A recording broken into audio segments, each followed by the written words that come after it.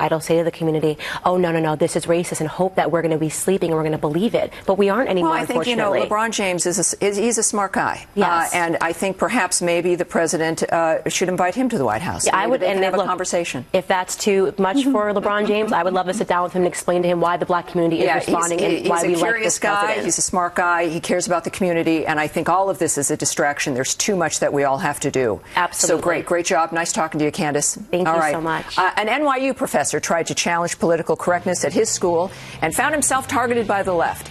Now he has a book about that experience. He's coming up next.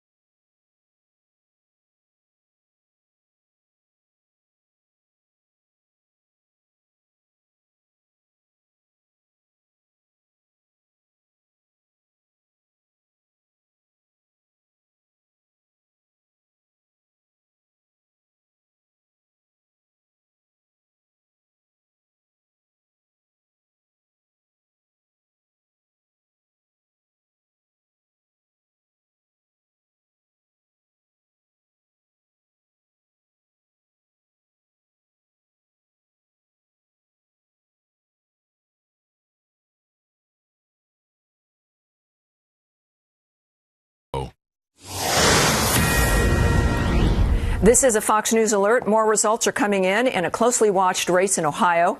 It's a special election for a congressional seat. Republican Troy Balderson is running against Democrat Danny O'Connor for the 12th district seat. Polls closed about 90 minutes ago. Fox will bring you the results of that race as soon as it is called.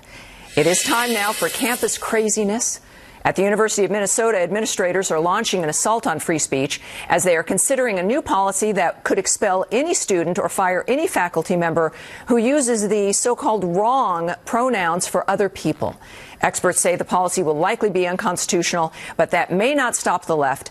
Michael Rechtenwald is a professor at New York University. After he questioned himself the epidemic of political correctness on campus, he was attacked by his own school administration and later sued them for defamation. He now has a new book out called Springtime for Snowflakes. Professor Rechtenwald joins us right now. Thanks for coming in. Thanks for having me, Tammy. Yeah, look, you, of all people, know the nature of what's happening. You'd think, look, New York's a liberal city, NYU is the most liberal university. With that, you think that all kinds of things are taught, and free thinking is taught, and the encouraging of ideas. But with this dynamic of, pronouns and firing people who don't use the right words, etc., this is not so far from what you would have expected, considering your experience and what your book talks about as well. Absolutely. What's happening there with the pronouns in Minnesota is perfectly consistent with what I've documented in this book. I don't call them liberals. I call them the illiberal left. And they are entirely in control of the university system throughout the entire country.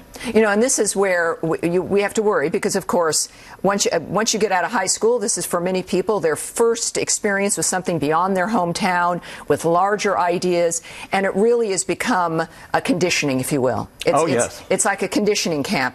And then we wonder why someone like Alexandria Ocasio-Cortez, the congressional candidate here, is a Democratic Socialist, majored in economics, but didn't understand how unemployment works. Right. So we've got people coming out of college who don't understand the facts of the business, but they know to hate conservatives. Yes, I mean, rigorous disciplines have been replaced by indoctrination, by social justice, ideological indoctrination, in which it is not about whether you learn scientific or even other theoretical types of thinking.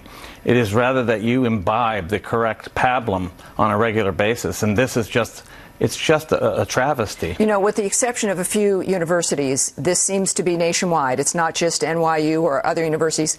How did it happen? I mean, you're there, you're standing up against it. Yes. We know that your fellow professors have not supported you, No. that everyone's quiet because, you can lose a career. I mean, everything can be over. How are you faring at school and at work? Well, I'm faring well just because I stand strong. They did move my office to the Russian department, which is quite interesting. That's pretty funny, actually. Yes, it is. So at least still have a sense of humor. But where it came from is what I track in my book. And it comes from a long lineage of thinking, most of it postmodern theory, but also Maoist and Soviet techniques and disciplinary ideas. Well, see, that's what's so ironic here, is that American liberals, we stand against that. We stood against McCarthyism. It was, even if you have an idea that people don't like, then you can defeat it with a better idea. Exactly. That conversation has to happen. Right. And that's now effectively, it's being killed if it's not already killed in the American university system. That's right. What they're doing now is that if you have an idea they deem discursive violence, as they call it, they don't allow you to even voice it whatsoever. And so they shut down alternative viewpoints. This allows, with lack of competition in the realm of ideas, it allows the most outlandish things to pass off as legitimate discourse. So in your book, that becomes the issue. We know it's happened. What do parents do? What is the next step here? Are you suggesting something when it comes to defeating this, or at least changing the tide? Yes, I do. I mean, my final conclusion is that social justice ideology is effectively a religion. And so what we have is a religion being proffered as if it's neutral ideas and doctrine. Right. And so what we have to do is fight it as a religion. We've got to wrap it up. But people can get your book, Springtime for Snowflakes. My name is Tammy Bruce. That's it. Thanks for joining us. Stay for Fox for election results throughout the night. Good night from New York. Hannity is next.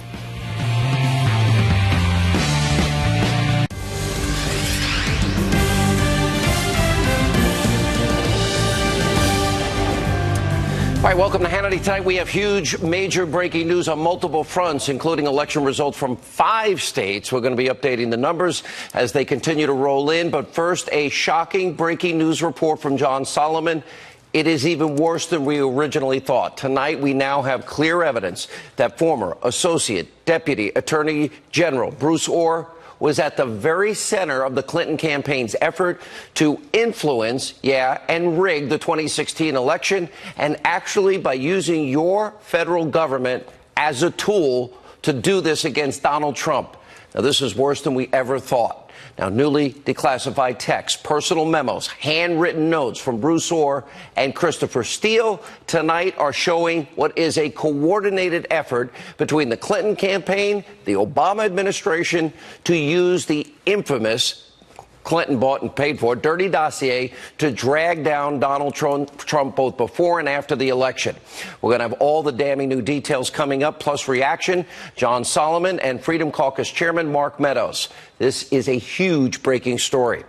Also tonight, it must be a slow week for the Destroy Trump press as they continue to push the same old fake, phony, recycled scandal about the infamous meeting at Trump Tower. Now, we're going to call them out once again. And if you thought they couldn't get any more abusively biased, well, the fake news media, they rolled out longtime Trump hater Rosie O'Donnell to bash the president. We have all the lowlights. Now, plus the left's hypocrisy on full display last night, the West Hollywood City voting unanimously to remove Donald Trump's star from the Hollywood Walk of Fame, citing his disturbing treatment of women. Oh, meanwhile, Bill Cosby's star is there, Brett Ratner's star is there, Kevin Spacey's star is there, totally intact. And we'll also show you all the updates from day 6 of the trial of the century, the 2005 tax case of Paul Manafort. By the way, an incredible exchange between Team Mueller and Judge Ellis. Apparently, Mueller's guy was in tears. Now, sit tight. It's time for tonight's important breaking news opening monologue.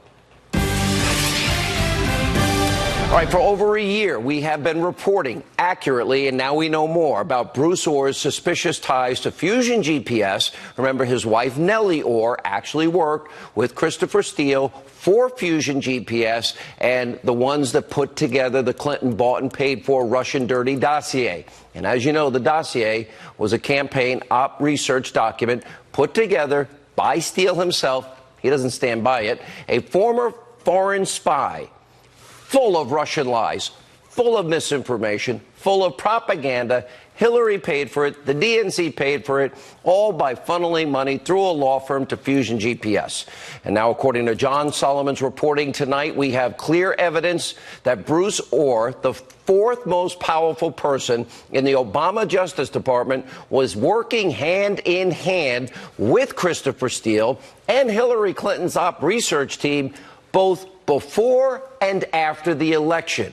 Clearly to stop President Trump from winning the election, and then after he won the election, literally destroy him with the Clinton-funded Russian lies that nobody ever verified and has now been totally debunked.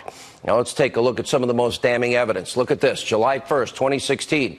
Christopher Steele reaches out to Bruce Ohr. He wrote, quote, "There is something separate I wanted to discuss with you informally and separately. It concerns our favorite, well, business tycoon." Now, that clear reference was to then candidate President Trump. That was followed up on July 30th, 2016, 3 months before Election Day. Steele met Bruce and Nellie Ohr for breakfast. Now, this was a meetup that was documented by this text, quote, "Great to see you and Nellie this morning, Bruce. Let's keep in touch on the substantive issues. Glenn Simpson, founder of Fusion GPS, is happy to speak to you on this if it would help." Now, just 1 day later, anti-Trump FBI investigator Peter Strzok, he opened up the investigation into the phony claims of Trump-Russia collusion. Do you see how this is all coming together? And after the election ended and President Trump was sworn in, which they didn't think would happen, well, then the communication even continued.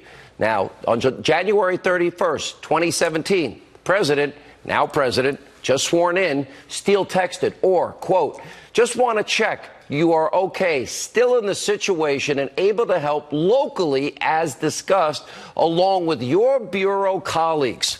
Now, this text is actually damning for two reasons. One, it shows that Bruce Ohr was, in fact, feeding the FBI Steele's lies, misinformation, and propaganda. And number two, it shows the FBI was breaking their own protocol, their own rules. Steele had been barred from working with the FBI in November of 2016 because of his leaking to the news media. And let's also keep in mind the major role that this Steele, Clinton-paid-for dirty dossier played in the FISA applications against the Trump campaign associate Carter Page. We now have proof Bruce Ohr likely funneled the dossier to the FBI, a document Ohr knew was op research bought and paid for by the opposing political party in an election year.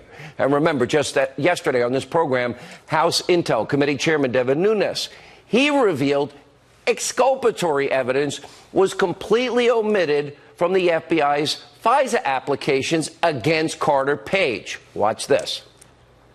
There is exculpatory evidence that we have seen of classified documents that need to be declassified. These were not, when I say exculpatory in nature, in what way? I don't mean to press you. Exculpatory in what way? In that the Carter Page FISA, when the judges should have been presented with this exculpatory evidence that the FBI and DOJ had. Do you see this? There you have it. This is Obama's Justice Department, part of Obama's branch, literally using your federal government, your tax dollars, in this case as a weapon against the Trump campaign and then later the President of the United States, President Trump himself. They used Clinton campaign material, never verified, never corroborated, the phony Russian dossier to rig a FISA court application, lying to judges to spy on Team Trump. Then they used the very same op research that she paid for to open up a phony Russia collusion investigation into then candidate Trump. And then they leaked the contents of the dossier to the press because they wanted to influence the election in favor of Hillary Clinton against Donald Trump and lie to you, the American people.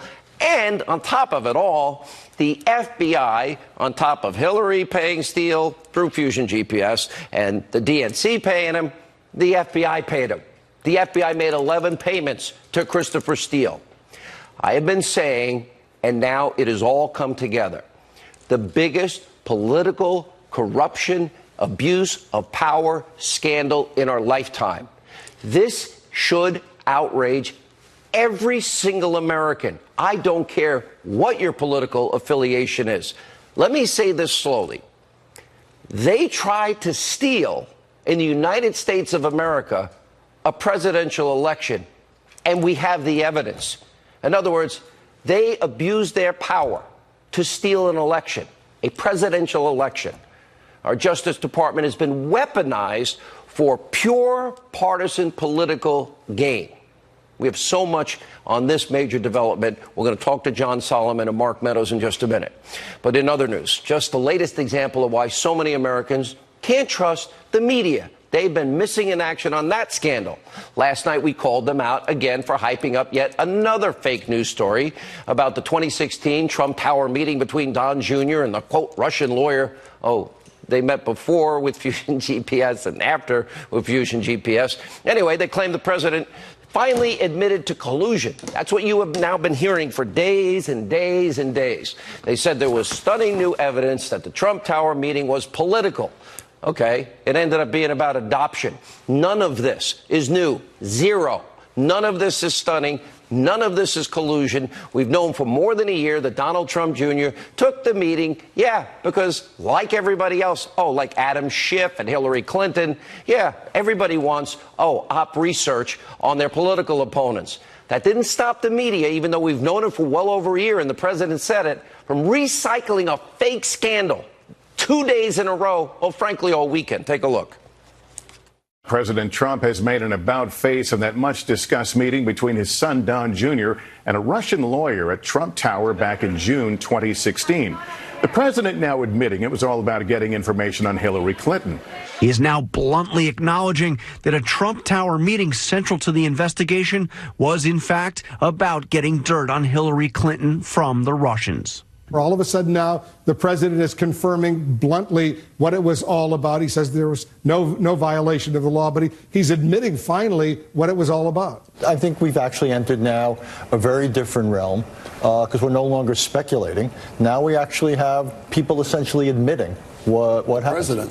The people, the people being in this case the president of the United States in word on Twitter admitting what happened.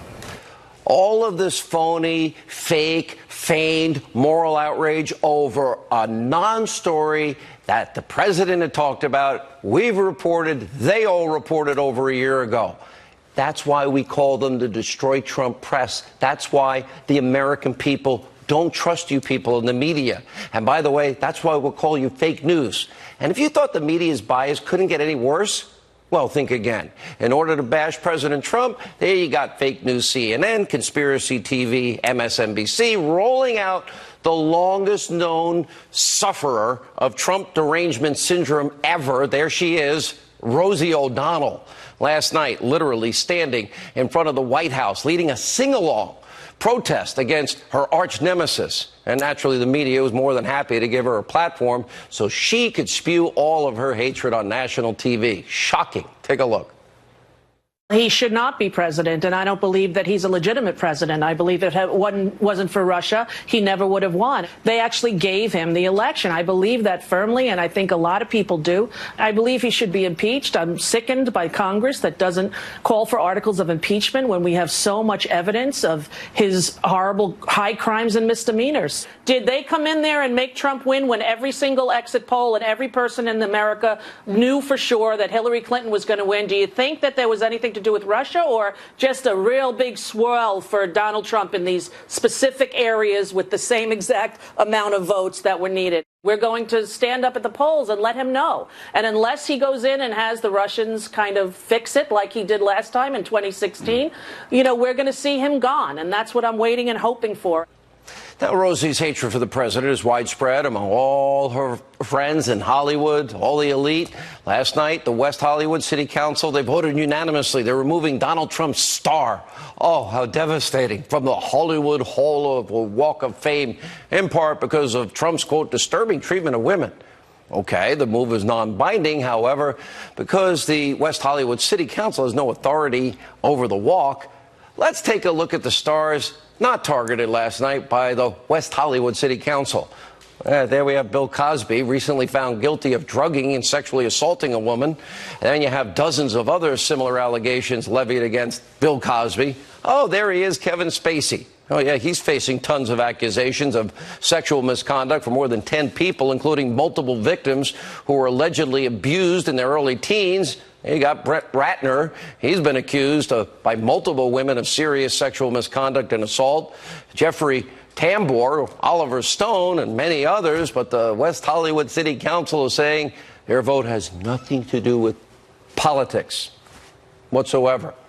And finally tonight, day 6 of the biggest trial of the century, the 2005 tax case of Paul Manafort. Well, it's come to a close, but not without a very tense moment between Team Mueller and Judge Ellis. Now, according to reports, the judge reprimanded a prosecutor in court and then accused him of tearing up. This would be Mueller's guy.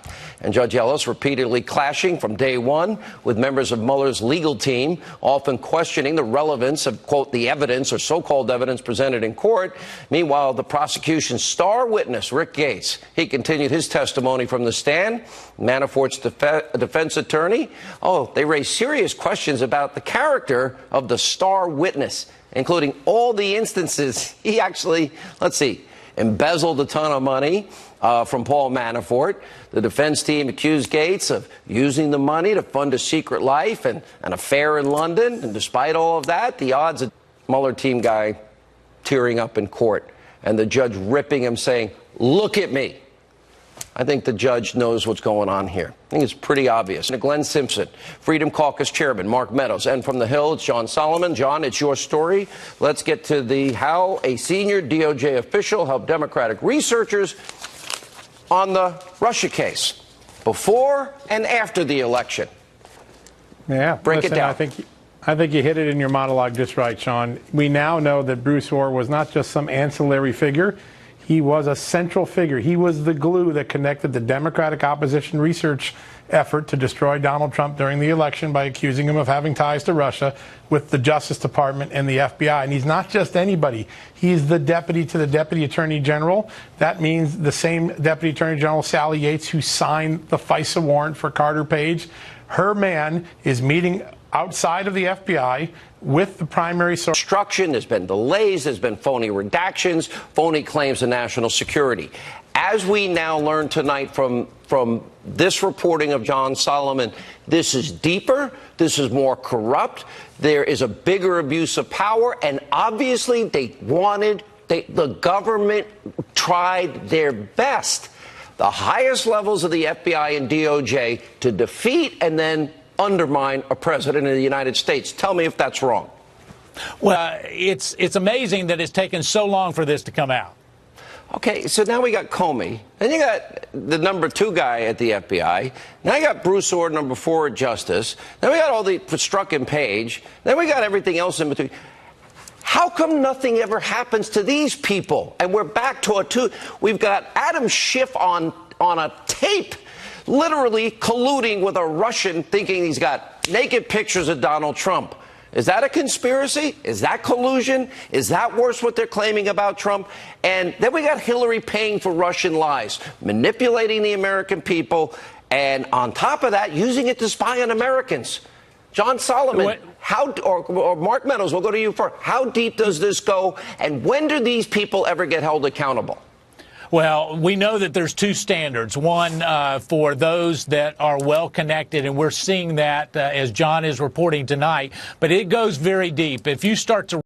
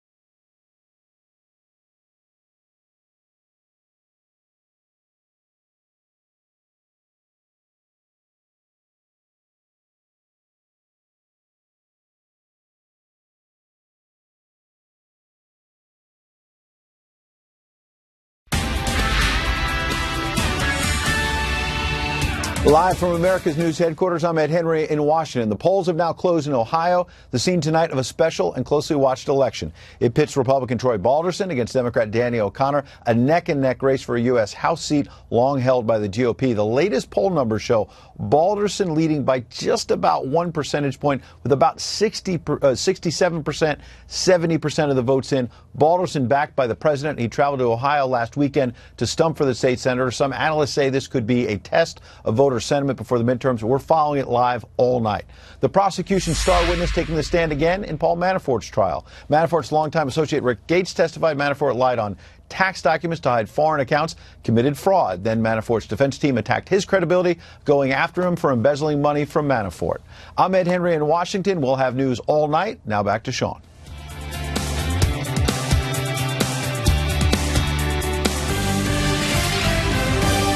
All right, joining us now with more reaction to our opening monologue tonight, the author of the #1 New York Times bestseller. It's called The Russian Hoax, Illicit Scheme to Clear Hillary Clinton and Frame Donald Trump. Fox News legal analyst Greg Jarrett. Oh, also with us, #1 New York Times bestselling author, Liars, Leakers, and Liberals, The Case Against the Anti-Trump Conspiracy, host of Justice, both friends of the show, about what was going on in the FBI and the Department of Justice. He would be part of it. And the fact that this is out now, and it took so long for it to come out, think about how the FBI... And you don't hold them in contempt or impeach them. I know the Freedom Caucus has talked about it, but they're getting real pushback from Ryan and obviously the leadership. What do you make? This is deeper than we ever thought. This is now getting so bad. I got to ask, where's Robert Mueller on this? Where is he? Trump.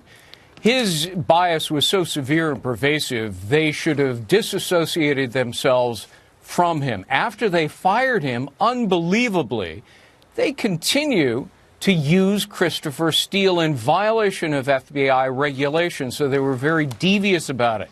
They used Bruce Orr at the Department of Justice as the conduit intermediary, and he fed the FBI Bruce Orr information. And Nellie Orr and Christopher Steele, they're all meeting. And she is working for Fusion GPS. And so not only are they meeting before the election, and not only are these lies disseminated to the American people to steal an election, then they're meeting to give the information to Robert Mueller? Is that what they're doing, Greg? You know, this is really the definition of corruption. The Department of Justice, the FBI. This is really a shameful episode in James Comey's legacy. And, you know, it's amazing to me that they continued to obtain information about the president after he was elected, after he was inaugurated, well into last year. Why? Because they were still trying to verify that dossier, which Steele himself said was unverifiable because they had used it as a fraud on the FISA court. You know, the amazing part of it is that this guy, Christopher Steele, had been hired by the FBI. We now know he was paid by Hillary? That's right. Well, Fusion GPS, but really by Hillary and the DNC. Her money funneled through Fusion GPS as well as Perkins Coie. But one of the things in the article, they talk about engaging Steele after 2016 as a confidential human source, assisting in the probe. What does that tell you? That tells you that Christopher Steele may have been a spy in the Trump campaign. But even after he's fired, he's still a conduit for information. It's also the bulk of every FISA application. The original application, the 3 subsequent applications. Let me tell you something. That application was re-upped every 90 days. It tells me that the judge who re-upped the FISA warrant was someone multiple judges should have had additional evidence in addition to the unverified dossier. Every one of those judges who signed that warrant should be up in arms unless they knew that they were part of an illegal investigation and surveillance. Greg, would you get the last word? There was never any probable cause to launch the investigation of Donald Trump. There were no crimes to justify a criminal investigation, no intelligence that justified a counterintelligence probe. Facts were invented or exaggerated, And it all appears to be a hoax to destroy Trump. No, that's called Trump. a conspiracy, and it's called Russia collusion. And all right, last question, quick answer, both of you. Should the president answer a single question of Mueller? Absolutely not. Mueller doesn't have the authority. He hasn't identified the crime. He hasn't identified that he can't get it from someone else. Greg Jarrett, should he answer even, let's say, a written question? No. Anything? Nothing whatsoever. Mueller really doesn't have the legal right to do it. And Mueller has proven he cannot be trusted. He has ruined the integrity of his own investigation. All right, we're 3 for 3 because I agree with both of you. Congrats, both of you. #1 New York Times bestsellers. Amazing accomplishment. When we come back, we'll ask the president's attorney, Jay Sekulow, this very question. Later, Jessica Tarlov, Jesse Waters. Whose world will it be? As Hannity continues.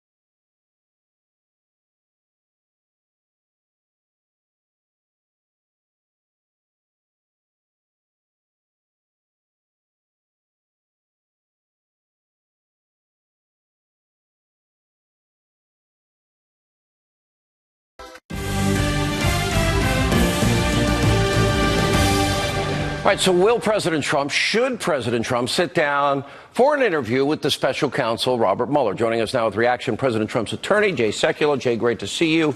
I just asked the very same question of Greg Jarrett and Judge Pirro And every other attorney, Joe DeGeneva, I've talked to, almost every attorney is universal in saying, absolutely not. Can you give us an update? Sure. Well, the first thing is, look, you've got to start with this proposition. The depth of corruption that led to this investigation and that, frankly, continues to permeate this investigation is unprecedented. So you have to start with that. You mentioned in the earlier segment the irregularities, and that's being kind, of what took place here. So you have to start with the question of whether the president would sit for an interview with the proposition, is there a constitutional basis upon which that interview can take place? Now, frankly, it is the position of the legal team, and it's been pretty clear on this in the last couple of weeks, that our position is that there is not a constitutional basis to move an interview forward. And what I mean by that is the Article 2 power of the presidency is very clear. And the idea that you would have a series of questions involving the president's motives for particular actions as it relates to Article 2 power would frankly be inappropriate in our view, unconstitutional. So then you ask yourself, does that answer the question? Well, look, the president has stated that he wants to do an interview. I will tell you the position of the legal team is that we do not advise that. However, there continues to be ongoing discussions and dialogue with the Office of Special Counsel to see if there is something that can be worked out that we would be comfortable with. Short of that, the answer, of course, is no. But if ultimately the one that makes that determination, though, the lawyers can advise, is the President of the United States. So he will make that decision, obviously, in consultation with his legal team. But Jay, I know you as an attorney, and by the way, you have been my counsel. But my question, if you told me absolutely not, I don't think you would appreciate or accept me saying I'm going to do it anyway. That's my, I've known you for 20 years. You know what, though? I understand that, Sean, but you're not the President of the United States. So there's a different calculus that goes on there for him. We know that. Look, clearly, our inclination, the inclination is no. And I could put 100 lawyers in the room, and 100 of them are going to say that. I make the joke when I'm talking to reporters that, if we put the president up for an interview, you're going to have 12 lawyers saying, I can't believe they did it.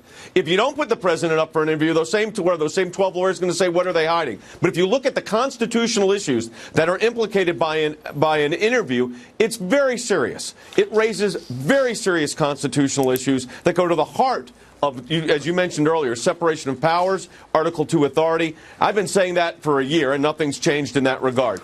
Ultimately, the decision's up to the president. We will give advice, but there are ongoing discussions to see if there could be something worked out here. I look at the team that Mueller's put together. The president has tweeted about the team he's put together. I look at Andrew Weissman's atrocious record, including, putting innocent people in jail, overturned 9-0 in the Supreme Court, overturned 5-4 overturned in the Fifth Circuit, tens of thousands of people lose their job, withholding exculpatory evidence.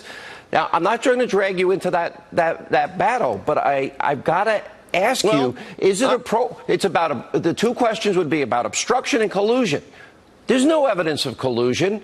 Can we compare what they're accusing the president of with Adam Schiff's tape, where he's excited because he's talking to a Russian that has dirt on Donald Trump, supposedly, turns out to be a hoax? Is it collusion? Yeah. Hillary paid for Russian lies before the election?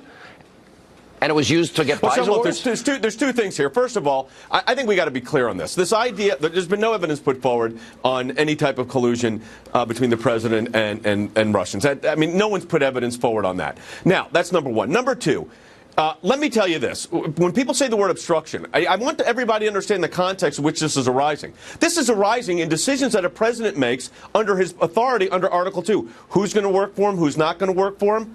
Where things are developed, where they're not. What policy positions they take, what policy positions they do not. The idea that that would constitute some kind of violation of the law, to me, seems not only a bizarre legal theory and untested, but frankly out of order under our Constitution. But let's go back. You're using these examples of the people involved in the investigation on the legal team. Let's go to what started this investigation in the first place. You had an unverified dossier put together by Christopher Steele, who ends up getting fired by the FBI for linking.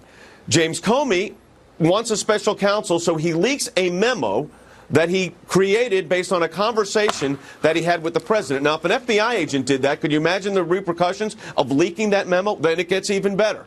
You've got the number 4 at the United States Department of Justice. I know you've already talked about this, Bruce Ohr, whose wife is working for Fusion GPS, Nellie Orr. And what is her job? Her job is to work with Christopher Steele, the former British intelligence officer who's putting together the dossier against the president. Now, you know what? The fact is, no one could, it's hard to believe that those are really the facts. You know what the problem is, Sean? Those are the facts. And really, no one has disputed any of those facts. So the problem here is a foundational problem. That's why I say the irregularities and the corruption involved in the process from the beginning is really unprecedented. So all of that factors into the decision that's ultimately made, whether there'll be an interview or not, or whether there'll be written questions or not.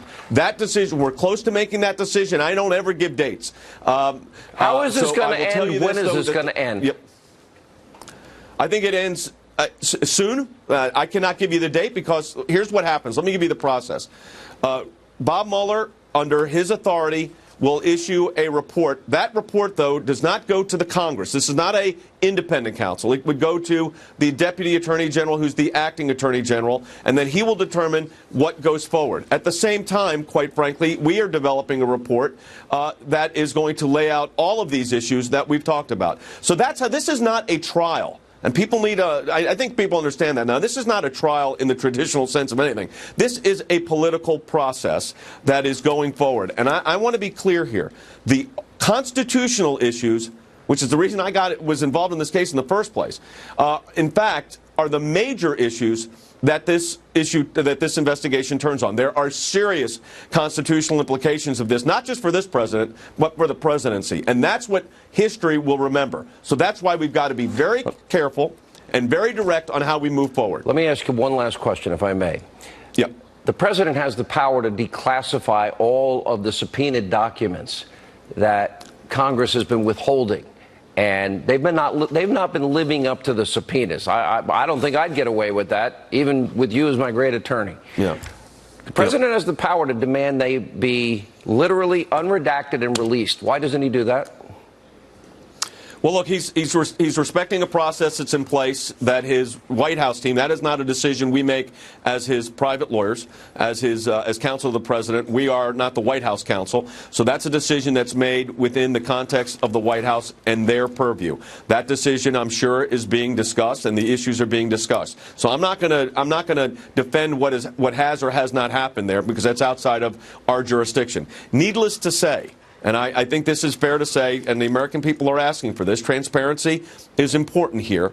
And I think one of the aspects of transparency is what are in these documents. And if it doesn't put our national security at risk, I would think that it should be something that should be released and declassified. But you know what? I said you're not the president. I'm not the president either. I don't get to make those decisions. What about Bruce Orr and this relationship with Nellie Orr, Bruce Orr, and Christopher Steele? And the FBI was paying Christopher Steele? Well, look, they fired Chris Steele because he's leaking information, which seems to be an ongoing scenario.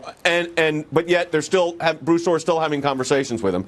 And you've seen the most recent pieces that have been posted by John Solomon and others. I mean, the fact of the matter is that when you look at this in its totality of circumstances, Sean, it boggles the mind that this is not a regular investigation. This is irregular. I said the corruption at the outset of this has just been unprecedented. I think the American people are seeing that for what it is. All right. When we come back, Jessica on Rosie O'Donnell's unhinged comments and more as we continue.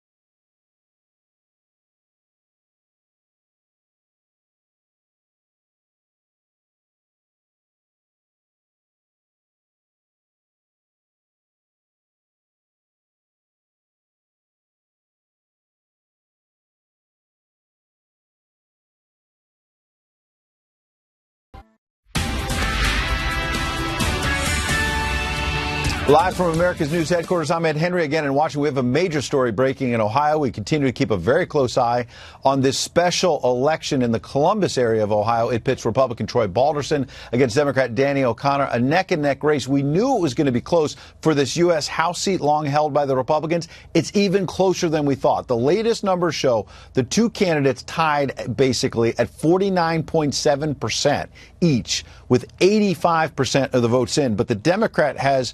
well, it's just changed in the last moment. The Democrat had a slight edge by about 155 votes. Right now, with 89% in, Troy Balderson, the Republican, is up by 0.6 percentage points, or essentially about 1,000 votes. So clearly, some of the latest votes coming in are from a county that favors Republicans. Some political analysts say that this will be a big test, obviously, of the president's coattails. He was there this weekend. Back to Sean. We are so thrilled to finally be here at the Kremlin Annex, and we're going to keep coming back until he's out. Let the president know in no uncertain terms that we are alive, awake, and we are woke. We are not going away.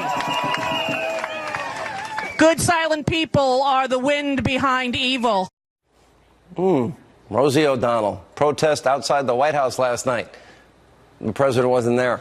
Joining us now, it's his world. We live in it. He actually has two shows. It's ridiculous. He's Jesse and Brian Kilmeade on TV 24/7. Anyway, Waters World, co-host of the hit show The Five. Jesse Waters, Fox News contributor Jessica Tarlov, who's... You can't, not yet. I didn't say. I said, whose world is it? It's a foregone conclusion. Listen, you know what? Unfortunately, I think that's true. I'm going to surprise you. You can have Rosie. You can have Maxine Waters. You can have all the people screaming for impeachment. What was the name of the Nut Roots thing that they have? And Nut Roots Nation. Nut Roots Nation, and they had I don't even Marcus know about that Politis one. says, "Don't run from the word socialist. If you do, we're not supporting you." I'm all in favor. Nancy Pelosi too. I'm supporting all of them. You've Keep named talking. a very diverse list of characters there. I would separate out the sitting congresswomen from Rosie O'Donnell. First of all, that's a celebrity. Listen, Maxine I'm saying can some win. people